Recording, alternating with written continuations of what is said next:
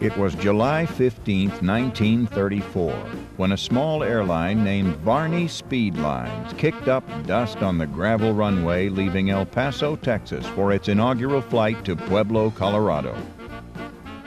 A few years later, a young entrepreneur named Robert F. Six purchased 40% of the airline and became the driving force that would lead the company for more than 4 decades. In 1937, Six changed the name of the airline to Continental.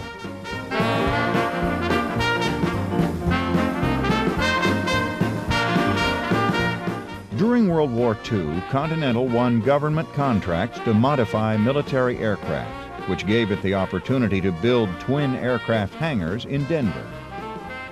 After the war, Continental began building a route system serving the 5 southwestern states.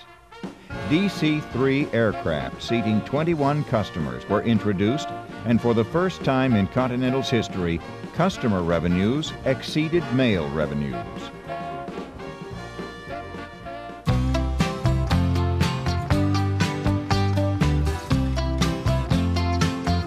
With the introduction of larger DC-6 4-engine aircraft, Continental began serving the West Coast through joint interchange service with other airlines. San Francisco, Los Angeles, and San Diego were the first cities added, to be followed by Portland and Seattle. In 1953, Continental merged with Pioneer Airlines, a Texas-based feeder airline. Upon completion, the merger gave Continental service to every Texas city with a population of 100,000 or more.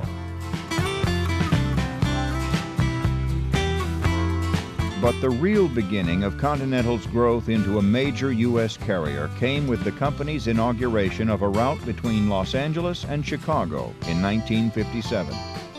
Making up for its small size with big marketing and customer service ideas, Continental introduced Gold Carpet Service, which offered first-class amenities at coach-class fares.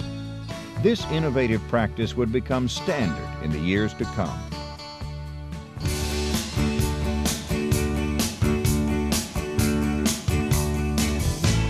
Continental's first true jet, the Boeing 707, was introduced in 1959 with a handsome new paint scheme.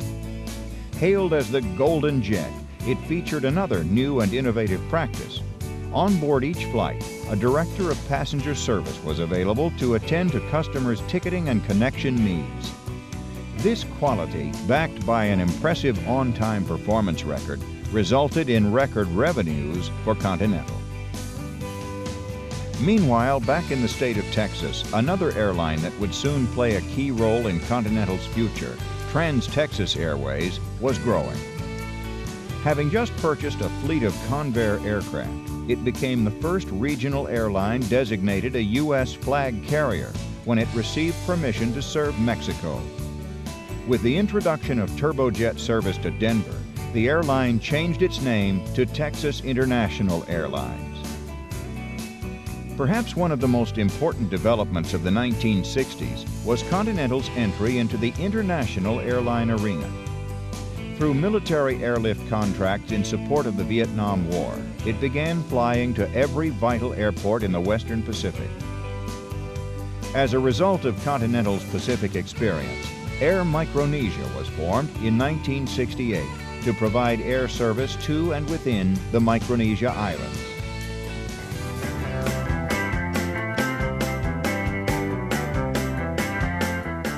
By the early 70s, Texas International was on the move, reporting profits that were the highest in its 30-year history. It was now preparing to embark on future corporate ventures in the airline arena. One in particular would soon involve Continental Airlines. Along with many new routes, the 70s brought Continental a new paint scheme and modern logo. The color of the tail was retained in keeping with the slogan, "The proud bird with the golden tail." Towards the end of the decade, President Carter signed the Airline Deregulation Act, and the airline structure of the United States underwent complete transformation. With competition heating up, Continental experienced economic problems, and the decade came to an end with costs spiraling out of control. During the summer of 1982, the stockholders of Continental and the parent company of Texas International voted to merge the two companies, deciding to keep the Continental name. Yet due to the poor economy and a drop in customer travel, Continental's finances progressively worsened. In September 1983, Continental ceased all domestic operations and filed Chapter 11 to reorganize the company.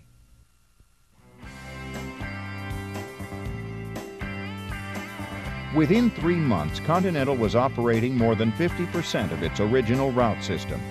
And less than 1 year after the initial filing, Continental posted its highest profit in 5 years.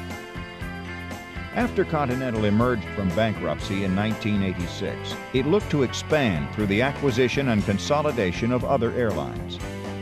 First, the assets of Frontier Airlines, renowned in the Midwest for service excellence, were acquired. In February 1987, Continental consolidated the operations of 2 more airlines. New York Air, a regional carrier which brought with it a profitable shuttle market, and People Express Airlines, a dominant force in the Northeast with a reputation for low-cost fares. Overnight, the company doubled in size. Faced with obvious challenges, Continental invested money in standardization training and took the steps necessary to ensure quality service and restore public confidence. During this same period, Continental had continued to grow by forming 2 new subsidiaries in 1986. Continental Express, a regional commuter airline, provides seamless connecting service to Continental Airlines, and Chelsea Catering, an in-flight catering company providing meal service for Continental flights. As the 80s came to a close, Continental recognized the potential for international growth through global partnerships. Ahead of its time, Continental signed the first airline global alliance with Scandinavian Airlines in 1988. The 90s were looking bright for Continental until war broke out in the Persian Gulf. The conflict was devastating to all airlines. Fuel costs skyrocketed, traffic dropped, and Continental was forced to file Chapter 11 again in December 1990. Despite this, customer service was not interrupted, and Continental maintained full flight schedules while reorganizing. Continental faced yet another challenge, and in order for it to survive, it would have to change the way it conducts business.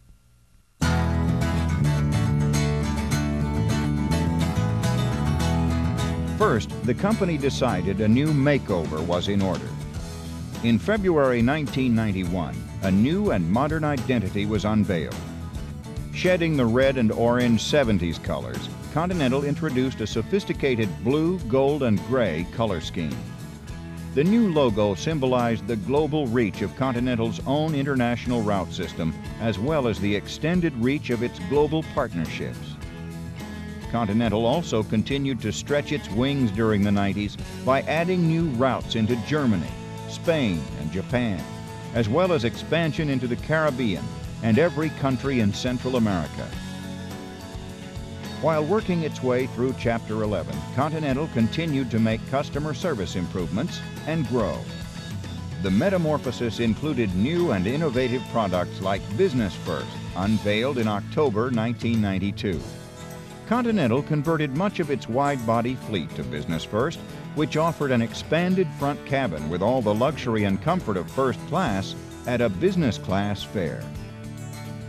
1 year later, Continental accepted a $450 million bid by Fort Worth-based Air Partners and Montreal-based Air Canada to purchase the airline. In April 1993, Continental officially emerged from Chapter 11. Still striving to expand its global stature, Continental signed another international agreement with Alitalia in the spring of 1994. Which gives it access to Italy well in advance of the next bilateral agreement between the two countries. While at home, the largest code-sharing agreement between 2 domestic airlines was finalized in the fall of 1994 when Continental signed an alliance with America West Airlines.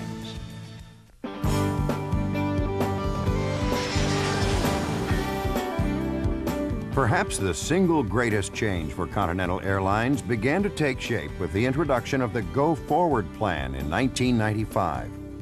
Under the leadership of Chairman and CEO Gordon Bethune, Continental put the plan in motion.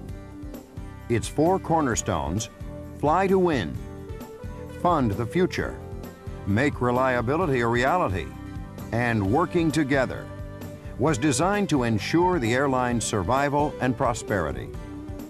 Responding quickly to the Go Forward Plan's call to action, Continental employees made Continental an on-time airline that consistently appears at or near the top of industry rankings for baggage handling, fewest customer complaints, and the least number of involuntary denied boardings. And Continental is setting records for profitability. The Go Forward Plan focused Continental employees on the customer. As a result, Air Transport World, the leading journal in the aviation industry, named Continental as its Airline of the Year. Continental is the first airline to win this honor twice in a 5-year period. Since 1996, Continental Airlines has won more awards for customer satisfaction than any other airline, including a total of 5 frequent flyer J.D. Power and Associates awards, and capturing the top spot in both short and long-haul categories in the 2000 survey. In addition, Fortune magazine has named Continental Airlines one of the 100 best companies to work for in America for 3 consecutive years.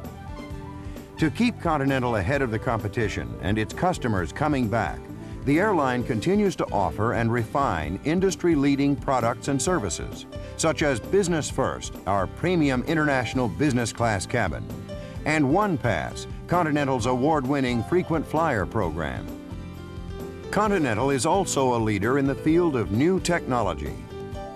Our e-commerce products, such as e-tickets, e-service centers, website, and other internet-related ventures are making it easier for customers to travel in the 21st century. Furthermore, Continental now flies the newest and finest aircraft in the skies. During the past few years, we've added more than 165 new Boeing jets, reducing our fleet age to just under 7 years, the youngest in the industry. Meanwhile, Continental Express is quickly moving to an all-jet fleet as more 50 and 37-seat regional jets fly into service. Continental continues to expand its international flying, adding more cities in Europe, Latin America, and Asia. As a result, Continental now flies to more international cities than any other U.S. carrier. Furthermore, more alliance partners have been added in yet another step towards making every aspect of flying throughout the United States and the world more convenient for Continental customers.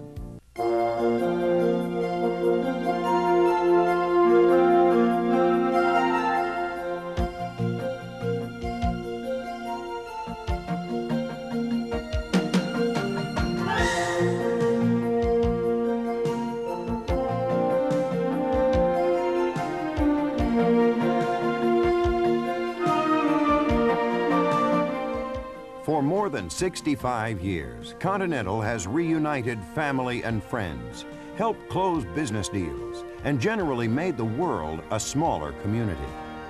Today, that spirit of service excellence is more alive than ever, and the results speak for themselves. Record profits and load factors, top of the industry operational performance, and award-winning service. Continental has come a long way from its early days delivering mail to its current operation, more than 2,200 daily flights, serving more than 225 worldwide destinations. By working together, Continental employees have made this a great place to work and a great airline to fly. A company many experts predicted would fail has become the greatest corporate turnaround in the history of American business.